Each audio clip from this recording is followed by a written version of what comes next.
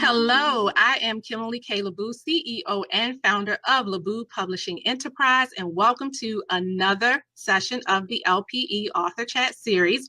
And this is our special Anthology Edition, where I am interviewing the amazing women that have written as a part of the Set Apart and Chosen God Uses Ordinary Women to Do Extraordinary Things anthology project. And I am so delighted to have with me today Ms. Tishika Jackson, who is joining me to talk about her chapter in our book titled Purpose in My Pain. Tishika Jackson is a loving wife and mother of 4 children, one of whom is in heaven.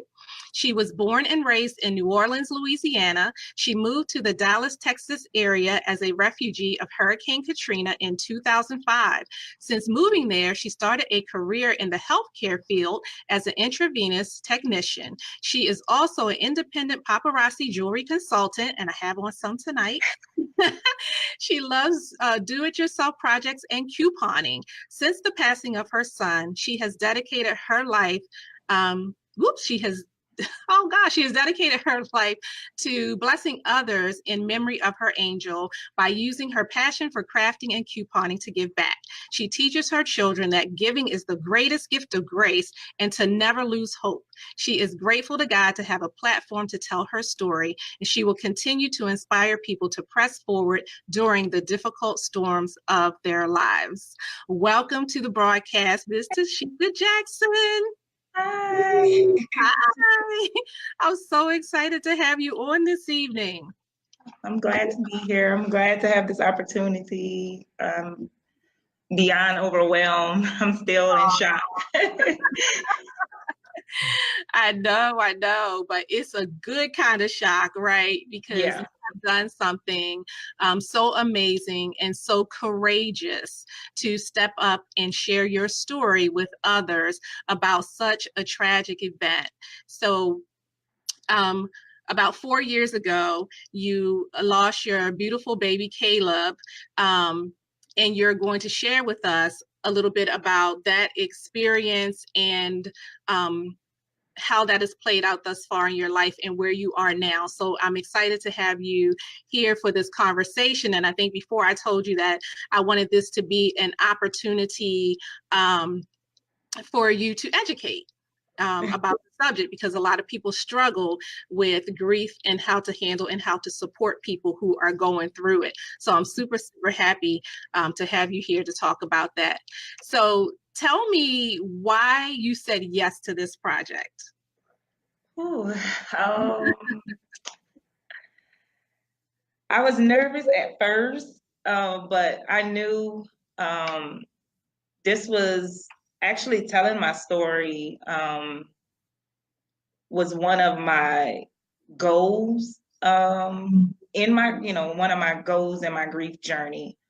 Okay. After, just going through some things and taking some classes, some grief classes and some, counseling, I didn't realize, the world of grief it's a huge world that a lot of people just don't want to talk about, but I didn't realize how many angel moms were out there until, I joined that group. And it's like, the number is just out there. Wow. That's my biggest, I'm in several Facebook groups, but my Angel Mom group is the biggest by far. Wow. And you just never know. There are so many people with that same story. And a lot of people don't, it's just, grief is just something hard to talk about. Yes. And you giving me the platform to actually be able to tell my story, even if it just helped one person, I feel like the storm that I'm going through, I've been through, but I'm actually still walking through. I just hope that it will be, telling my story would be like a life-saving jacket for somebody who goes through it tomorrow.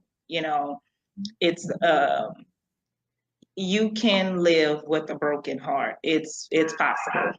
It's possible. It's hard, but it's possible. By the grace of God, I'm here. That's amazing that you can live with a broken heart. Wow. So let me make sure I have my windows closed because I hear a little bit of feedback. So let me do that. And okay, there we go. That should take care of it.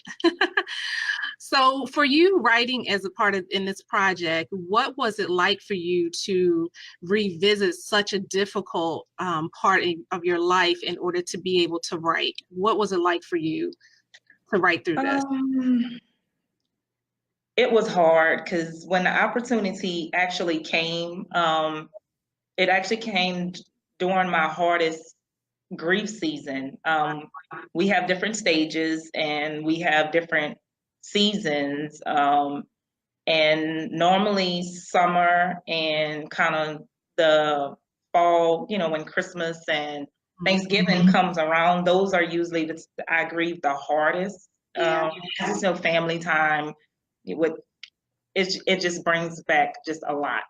Yeah. And at first when we were talking, I'm just was like, okay, I don't know if I can go to this place because, you know, it's the holiday season, everybody's happy. And, you know, I've learned that you have to actually visit a place that hurts in order to heal.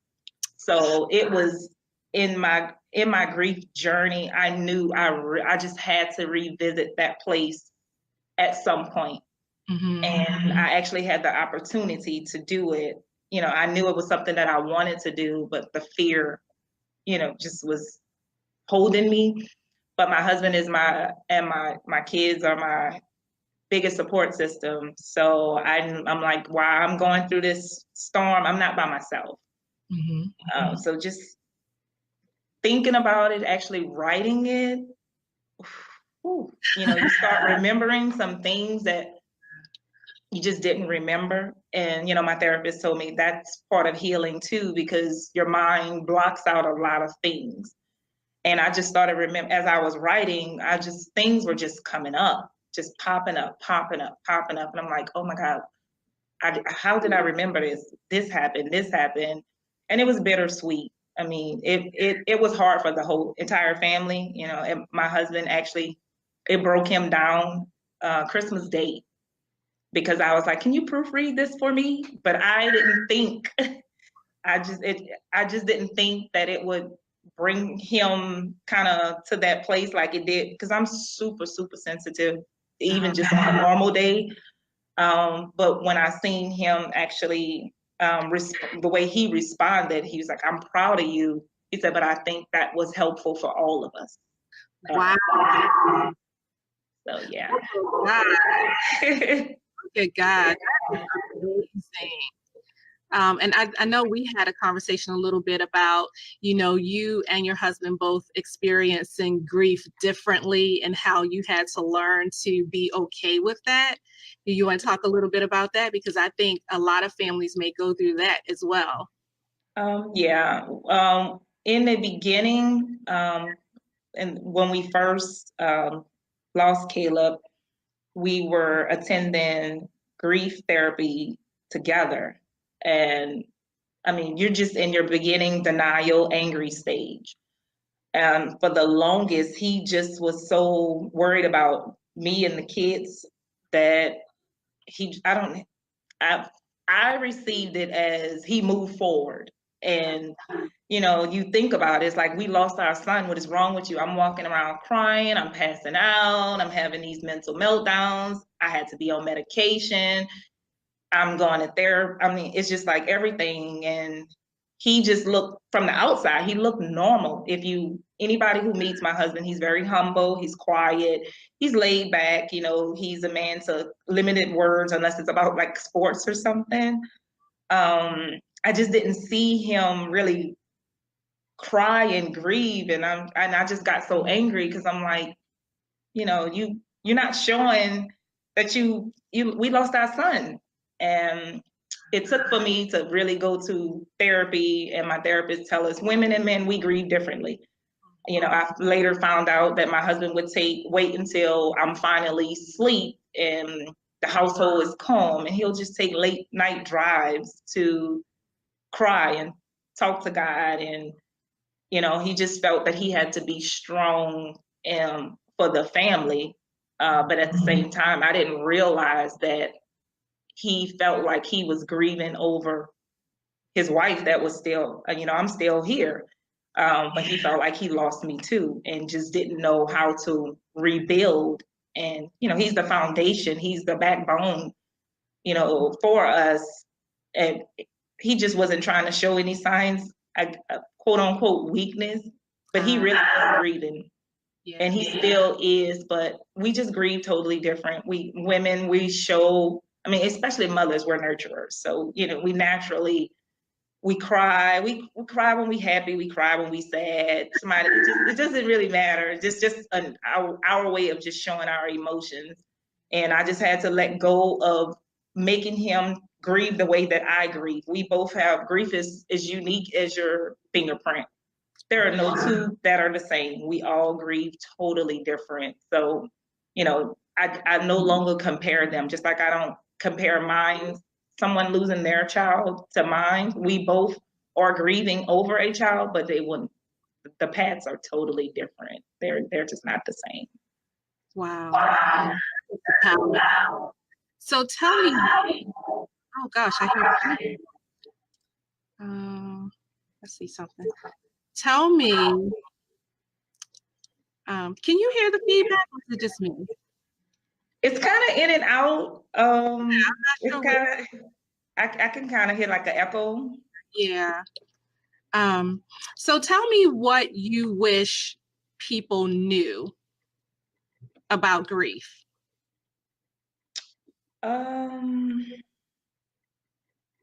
Because sometimes people don't know what to say to people who are grieving, and so they say things that are just out of this world. So I always say there are a lot of do's and don'ts for grief.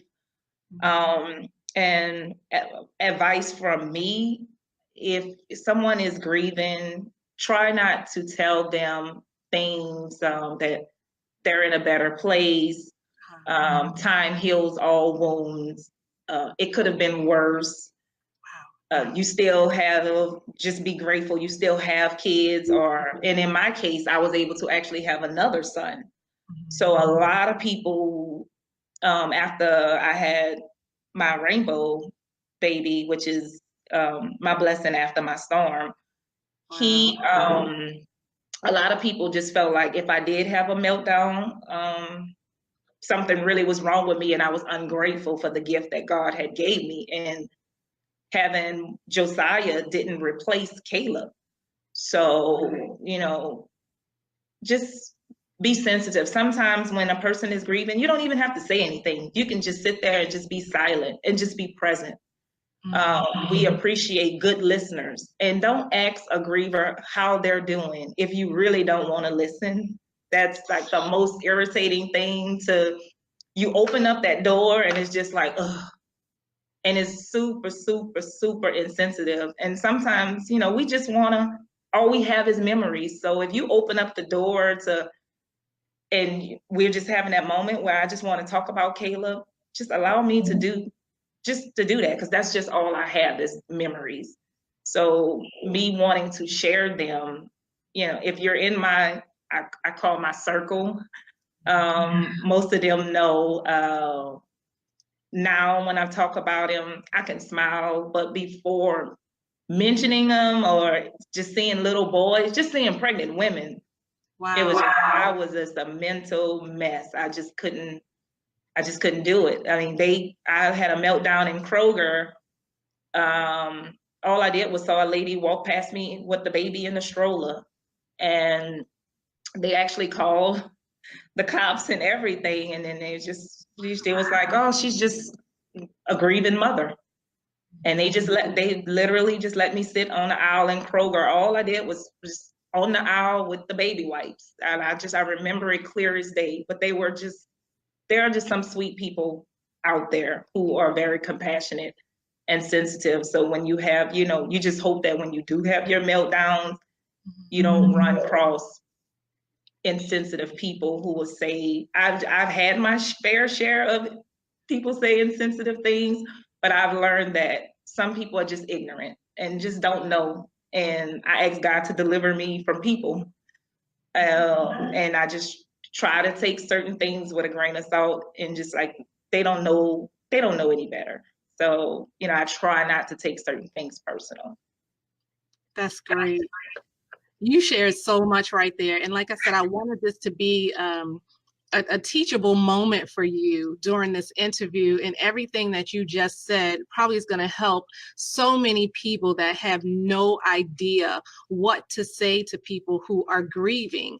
And so you just shared, a whole mountain hill of information that would be helpful to people in that situation. And like you said, like, if you don't know what to say, just be quiet. You don't really have to say anything. I think that's powerful, because sometimes people struggle, and then that's when the crazy remarks come out that no one should ever say to someone that is actually grieving. And then one of the other things, and guys, she shares this whole story in the book, and I remember the editor, and I sent her the note from the editor, where she said, and I don't have it verbatim, but she said something like, this was like the rawest depiction of grief that she had read, like the truest and rawest depiction of grief that she had read, or something like that. And it is, you really, laid your heart out in this book, told your story in this book, and I know your story is just going to be a blessing to so many who are struggling with grief, or have others that are struggling with grief that they want to help get through that period, or be able to support in that season. And one of the other powerful things I wanted to mention that you said during our conversation was, in order not to grieve, you have to not love. Tell us what you mean by that. That's powerful. Grief, I just tell people, when grief is another form of emotion, they're just, it's the emotion that we show, we express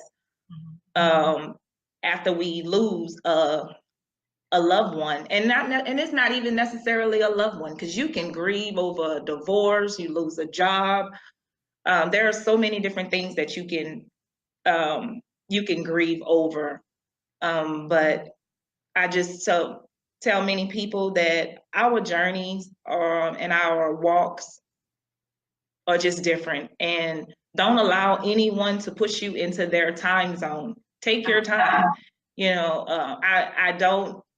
may sometimes feel like you're stuck. You will revisit some stages. Like, I find myself, I'll go back to the angry stage, or I'll get upset all over again. And it could be a number of reasons: the anniversary of my son, or his birthday, because now I'm at that point where he's had more birthdays and Christmases and holidays in heaven than he had with me.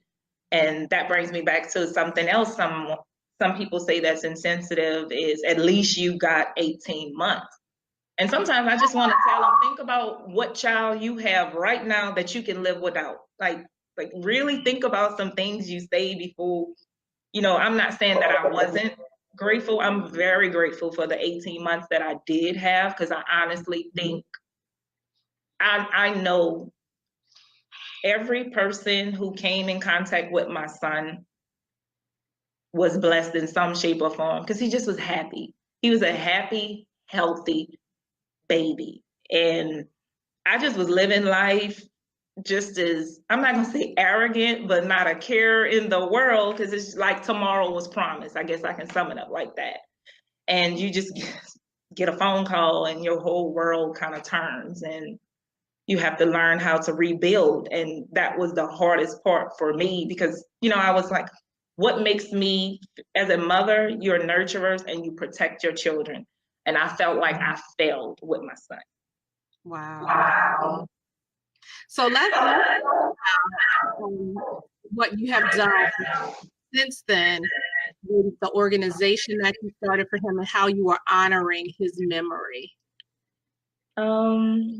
Yeah, Caleb Cares. Caleb Cares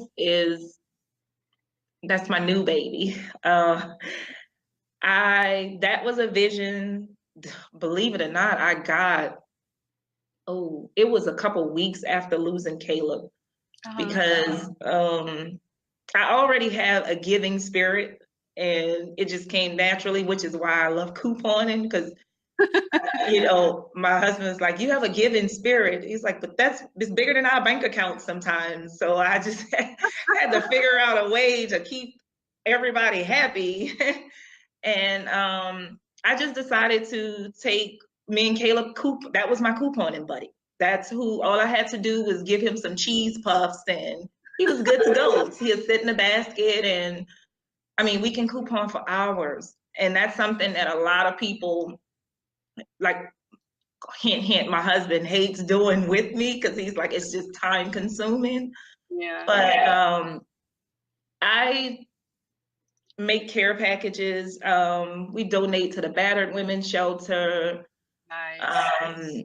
I'll make bereavement boxes. Somebody can inbox me personally through Caleb Cares and just say, there's someone in need. You don't have to specifically say anything about them. Just let me know, where do I deliver, or how can I help you? And I take a lot of pride because it's my son's legacy.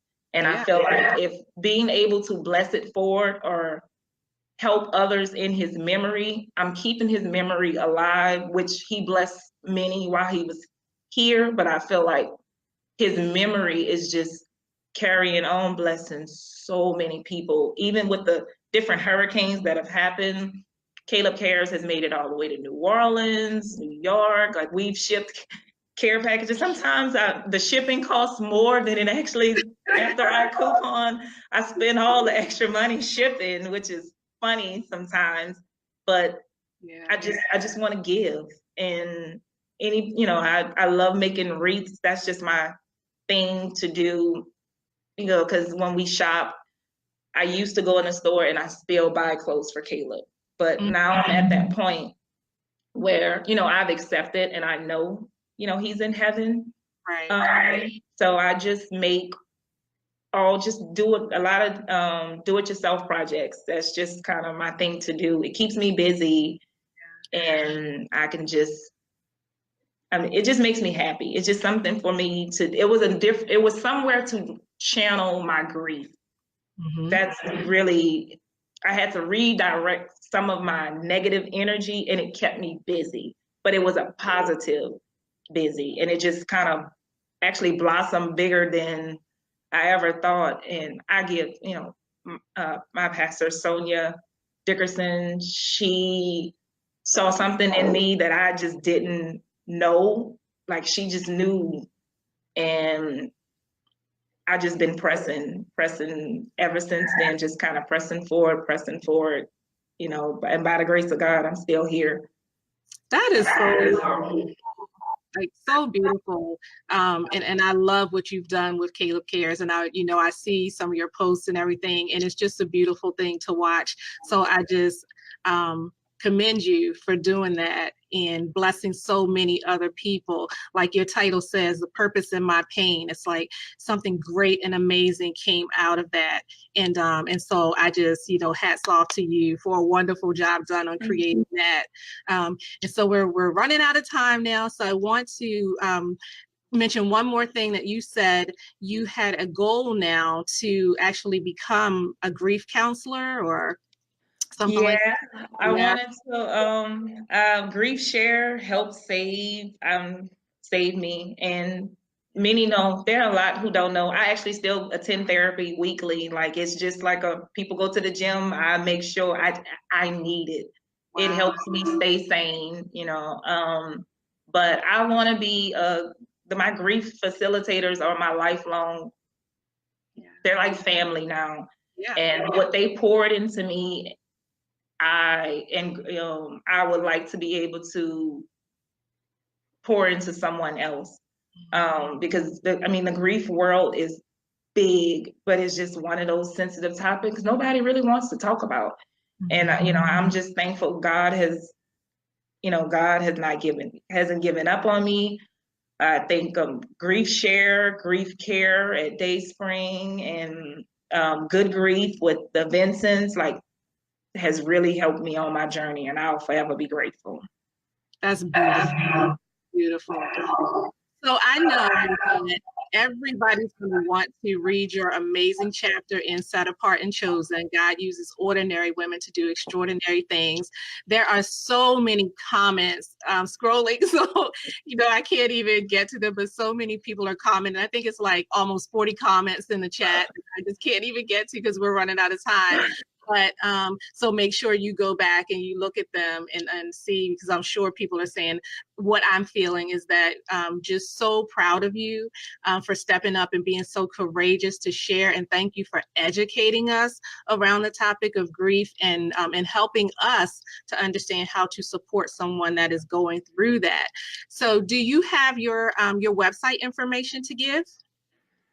Or where the people can, if not, you can go to her page. You're watching this now.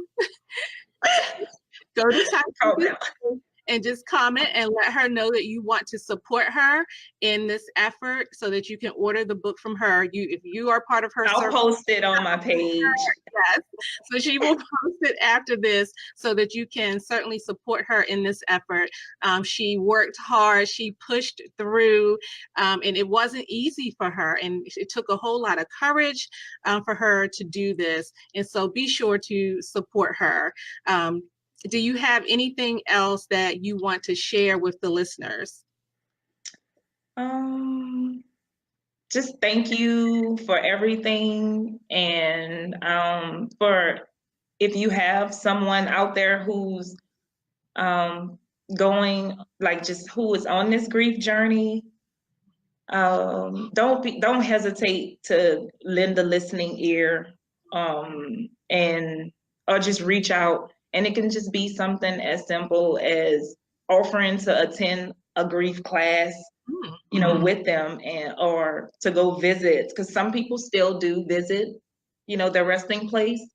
But you learn in the beginning, people grieve and you're overwhelmed with people, cards, phone calls. But then when you so many years in or months later, everything kind of dies down and then you're stuck with kind of your thoughts.